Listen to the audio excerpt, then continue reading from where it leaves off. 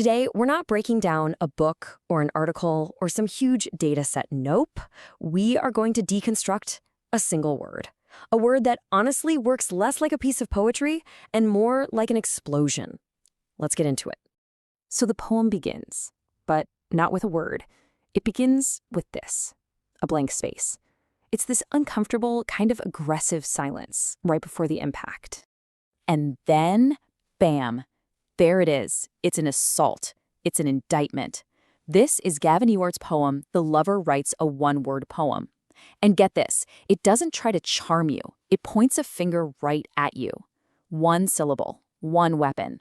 As we're about to find out, everything else is just hiding. So how on earth does a single word pull that off? Well, it does it by basically throwing out everything we think poetry is supposed to be. Just think about it for a second. It completely shreds through all that old, flowery, sentimental stuff. It doesn't have time for complicated, artsy fragments, and it certainly isn't interested in sad, confessional whining. No, this is a clean, efficient kill shot in a world filled with linguistic noise. And this quote it nails the poem's real power. Its strength comes from this absolutely merciless reduction. Ewart literally cut out all the padding, all the explaining, all the look-at-me poetic fluff. He excised everything but the blade, leaving only the raw, weaponized point of contact. Now, a poem this aggressive, this minimal, it doesn't just come from nowhere. It comes from a really specific, kind of strange life. It comes from the man who wrote it, Gavin Ewart. So check this out. Ewart was a big deal early on, back in the 1930s, publishing with guys like Auden. But then, nothing. For a quarter of a century, he just vanished from the poetry scene. He went to war, he wrote ad copy, the whole 9-to-5 grind. And he lived through that quiet desperation of post-war Britain. When he finally came back to poetry, his voice was just stripped bare. You see, that long silence, that was the fire that forged this poem. It taught him that most of what we say to each other is just filler, right? It's stuff we say to avoid getting to the real point. And it taught him that a lot of what we call love is just a fancy way of avoiding the terrifying, messy reality of another person. He needed that silence to create this one deafening sound. Okay, now let's see how this one little word blows up into something so much bigger. We're moving from the weapon itself to the philosophical violence that it unleashes. This poem commits what some philosophers call ontological violence. I know, that sounds super academic, but think of it like this. The poem isn't just describing a person. It is violently creating them with language. It's like a sculptor taking a hammer and chisel to marble. Notice, the speaker, the I, is totally gone. It doesn't say, I love you. It says there is only you. The speaker's self has been completely annihilated. This idea completely flips centuries of philosophy on its head. We all know that old saying, I think, therefore I am. Well, this poem basically says, nope, wrong. It argues that existence isn't about you thinking about yourself. It's about a forceful projection onto someone else. You don't exist because you think. You exist because I have pointed my finger at you and declared, you are.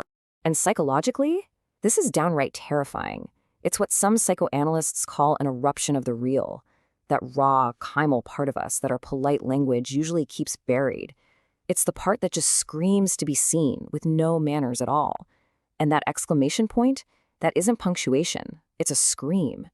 It's the unconscious screaming, look at me, acknowledge me. Okay, I know, this is all starting to sound pretty abstract, so let's make it personal. Let's run a little thought experiment. I'm serious.